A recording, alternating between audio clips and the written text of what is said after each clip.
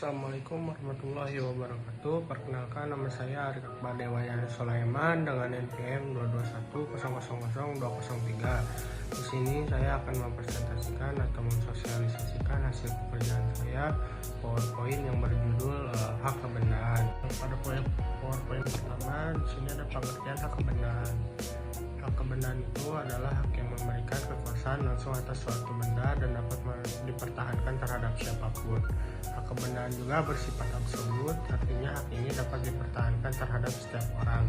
Sedangkan hak perorangan bersifat relatif, artinya hanya dapat dipertahankan terhadap pihak tertentu. Yang kedua, di sini ada ciri-ciri sifat hak kebendaan. Ciri-ciri sifat hak kebendaan ada 3. Yang pertama ada derived disuit atau default. Hak itu terus-menerus mengikuti bendanya dimanapun benda itu berada. Yang kedua, the right of preference, hak pelunasan lebih dulu atas benda tersebut. Yang ketiga, ada Zevli Eksi, hak untuk menggugat bila terjadi gangguan terhadap barang tersebut atau pemulihan ganti rugi dan sebagainya. Pada PowerPoint ketiga, hak kebendaan dalam benda itu dibagi menjadi 3, yaitu hak kebendaan bersifat mutlak atau absolut, karena berlaku terhadap siapa saja dan orang lain harus menghormati hak tersebut. Sedangkan hak perorangan berlaku secara nisbi atau relatif, karena hanya melibatkan orang pihak tertentu saja, yakni yang ada dalam suatu perjanjian saja. Yang kedua, hak kebendaan berlangsung lama, bisa jadi selama seorang masih hidup atau bahkan bisa berlanjut setelah diwariskan kepada ahli warisnya. Sedangkan hukum perorangan berlangsung relatif lebih singkat, yakni sebatas pelaksanaan perjanjian yang telah selesai dilakukan. Yang ketiga, hak kebendaan terbatas pada apa yang telah ditetapkan dalam peraturan perundang-undangan yang berlaku, tidak boleh mengarang atau menciptakan sendiri hak yang lainnya. Sedangkan dalam hak perorangan lingkungannya amat luas, apa saja dapat dijadikan objek perjanjian sepanjang tidak bertentangan dengan undang-undang, kesusilaan, dan ketertiban hukum. Kebendaan itu bersifat tertutup, sedangkan hukum perorangan bersifat terbuka. Yang keempat, ada pembedaan hak kebendaan. Pembedaan hak kebendaan dibagi menjadi 2, yaitu ada hak kebendaan yang bersifat memberi kenikmatan, dan kedua hak kebendaan yang bersifat memberi jaminan. Hak kebendaan yang bersifat memberi kenikmatan atas dasarnya sendiri hak atau hak indo dan hak izin atas benda orang lain, hak obstal, hak memungut hasil, hak pakai. Dalam hak kebendaan yang bersifat memberi jaminan yaitu ada hak gadai dan hipotek. Pada slide selanjutnya ada privilege, hak istimewa, merupakan hak yang memberi jaminan walaupun bukan merupakan hak kebendaan, tetapi ditempatkan dalam buku 2 KUH Perdata. Pasal 1134 KUH Perdata merumuskan pengertian privilege sebagai berikut. Pada poin pertama, hak istimewa adalah suatu hal yang diberikan oleh undang-undang kepada seorang kreditur yang menyebabkan ia kedudukan lebih tinggi daripada yang lainnya semata-mata berdasarkan sifat piutang itu. Pada poin kedua, gadai dan hipotek lebih tinggi dari hak istimewa kecuali dalam hal undang-undang dengan tegas menentukan sebaliknya. Menurut pasal 1138 KUH Perdata ada 2 macam privilege, yaitu privilege khusus dan privilege umum. Privilege khusus dalam pasal 1139 KUH Perdata dan privilege umum pada pasal 1149 KUH Perdata.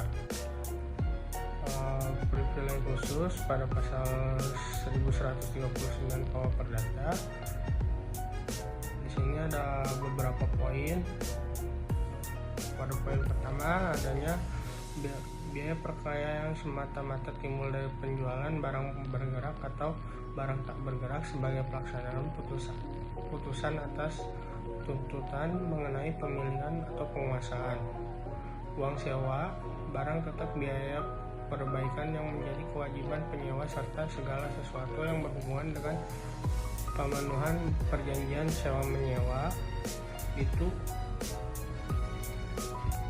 dan harga pembelian barang bergerak yang belum dibayar.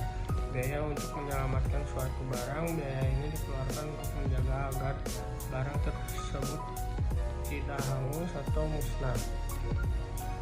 Poin selanjutnya, upah pengangkutan dan biaya tambahan lain seperti seorang pemat kayu. Pengertian tukang di sini tidak hanya termasuk pada mereka yang secara nyata melakukan pekerjaan itu, tetapi juga pengusaha yang memerintah pekerjaan tersebut kepada pelaksana. Selanjutnya, apa yang masih harus dibayar kepada seorang tukang batu, tukang kayu, dan tukang lain karena pembangunan, penambahan, dan perbaikan barang-barang tak bergerak, asalkan piutang itu tidak lebih lama dari 3 tahun dan hak milik atas persib yang bersangkutan masih tetap ada pada debitur. Pada poin terakhir, penggantian dan pembayaran yang dipikul oleh pegawai yang memangku jabatan umum karena kelalaian, kesalahan, pelanggaran, dan kejahatan yang dilakukan dalam melaksanakan tugasnya. Selanjutnya ada privilege umum pada pasal 1149 KUH Perdata. Pada poin pertama, biaya perkara yang semata-mata timbul dari penjualan barang sebagai pelaksana putusan atas tuntutan mengenai pemilikan atau penguasaan dan penyelamatan harta benda ini didahulukan daripada gadai dan hipotek. Pada poin kedua, biaya penghiburan tanpa mengurangi wewenang hakim untuk menguranginya bila biaya itu berlebihan. Selanjutnya, segala biaya pengobatan terakhir. Yang ketiga, ada upah para buruh dari tahun yang lampau dan apa masih harus dibayar untuk tahun berjalan, serta jumlah kenaikan upah menurut pasal 160. Jumlah pengeluaran buruh dilakukan untuk majikan jumlah masih dibayar oleh majikan kepada buruh berdasarkan 1602 alinea keempat Kitab Undang-Undang Hukum Perdata ini atau pasal 7 ayat 3 Peraturan Perburuan di Perusahaan Perkebunan. Jumlah yang masih harus dibayar oleh majikan pada akhir hubungan kerja kepada keluarga seorang buruh karena kematian buruh tersebut berdasarkan pasal 13 ayat 4 Peraturan Perburuan di Perusahaan Perkebunan ada berdasarkan Peraturan Kecelakaan 1939 atau Peraturan Kecelakaan Anak Buah Kapal 1940 masih harus dibayar kepada buruh atau anak buah kapal itu atau ahli waris mereka beserta tagihan utang berdasarkan peraturan tentang pemulangan buruh yang diterima atau dikerahkan di luar negeri. Poin selanjutnya, piutang karena penyerahan bahan-bahan makanan yang dilakukan kepada debitur dan keluarganya selama 6 bulan terakhir. Pada poin terakhir, piutang para pengusaha sekolah berasrama untuk tahun. Hak retensi. Hak retensi dapat diartikan sebagai hak untuk menahan sesuatu benda sampai suatu piutang yang bertalian dengan benda itu dilunasi. Hak retensi ini diatur dalam pasal 1792 sampai dengan 1819. Lalu ada hak kebendaan yang memberikan kenikmatan. Hak kebendaan yang bersifat memberi kenikmatan terdiri dari bezit, hak milik, hak memungut hasil, dan hak pakai serta hak mendiami. Selanjutnya, hak kebendaan yang dapat dijaminkan di KUH Perdata. Hak kebendaan yang bersifat memberi jaminan diatur dalam BW adalah gadai untuk benda bergerak, hipotek untuk benda tidak bergerak sekarang diubah menjadi hak tanggungan berdasarkan Undang-Undang Nomor 9 Tahun 1996 tentang hak tanggungan, sehingga semua ketentuan mengenai hipotek sepanjang telah diatur dalam undang-undang tersebut menjadi tidak berlaku lagi. Kredit verbal untuk benda tidak bergerak yang dapat dilakukan oleh orang Indonesia asli atau pribumi.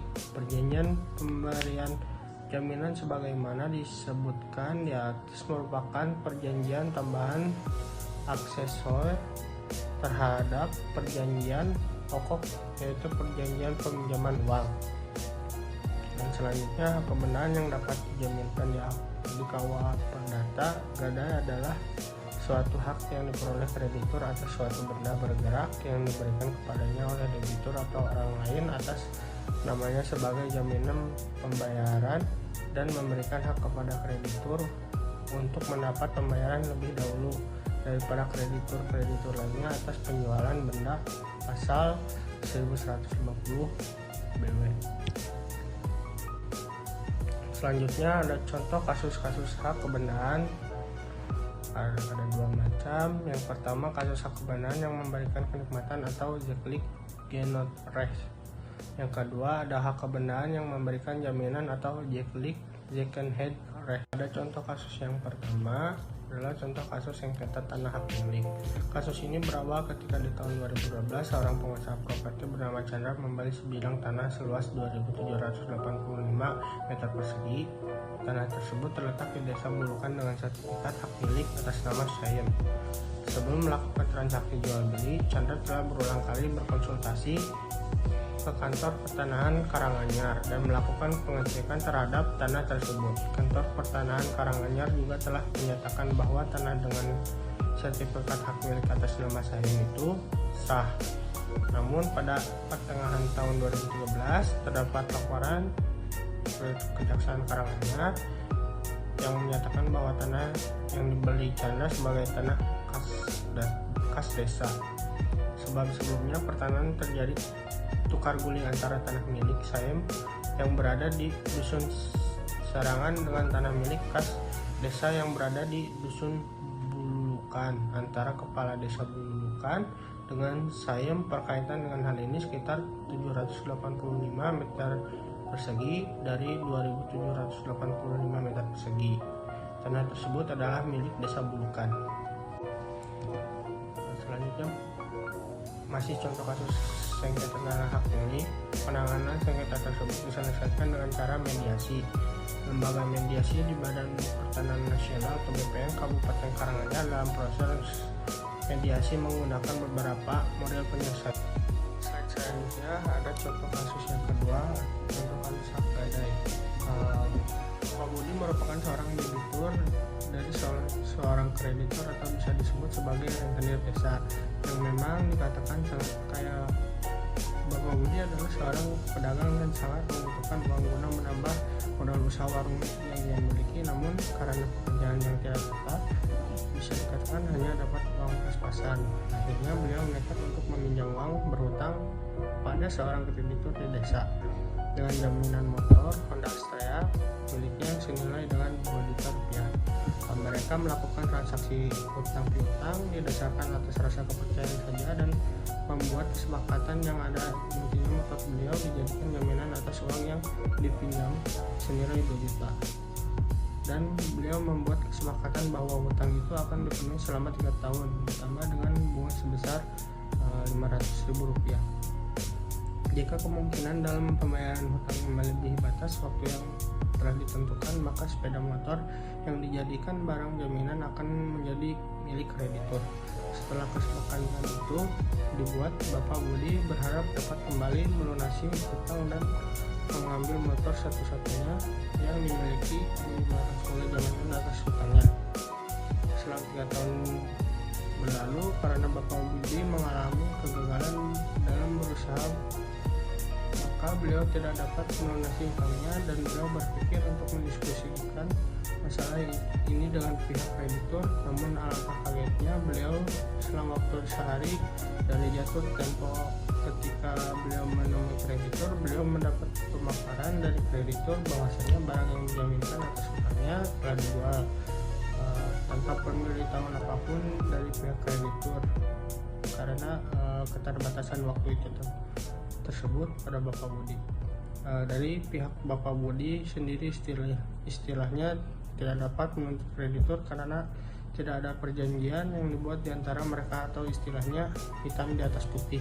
Akhirnya dengan rasa kecewa beliau tidak dapat berbuat apa-apa dan membiarkan itu terjadi sesuai dengan kesepakatan yang dibuat. Sekian presentasi atau sosialisasi dari pekerjaan PowerPoint saya. Maaf bila ada kekurangan atau salah kata dari saya pribadi.